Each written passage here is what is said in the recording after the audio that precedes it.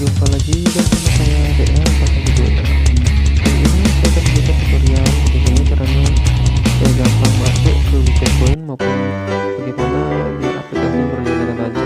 Pertama-tama kalian uninstall widget point kalian. Kalau sudah uninstall, kalian masuk lagi ke Play Store ya.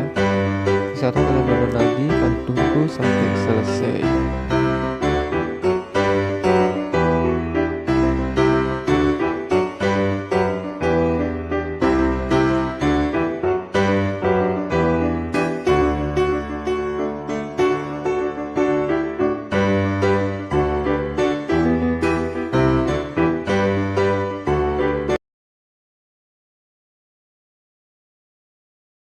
Kalau sudah selesai di download, kalian buka aplikasinya dulu.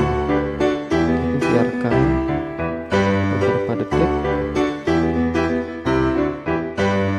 dan kalian tekan aplikasinya, tahan lama ya, tahan sehingga nanti muncul info aplikasi.